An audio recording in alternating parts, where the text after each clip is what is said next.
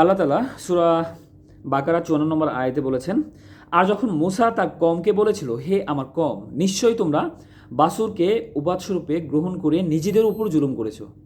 সুতরাং তোমরা তোমাদের সৃষ্টিকর্তার কাছে তওবা করো, অতঃপর তোমরা নিজেদেরকে হত্যা করো।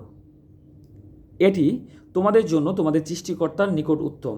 অতঃপর আল্লাহ তোমাদের তওবা কবুল করলেন।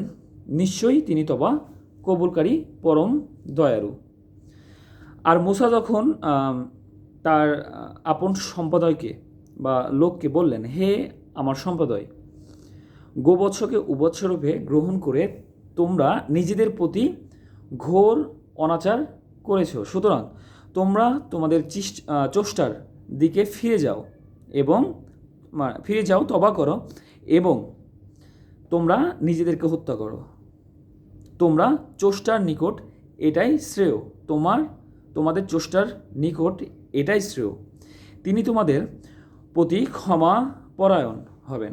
নিশ্চয়ই তিনি অত্যন্ত ক্ষমাশীল পরম দয়ালু।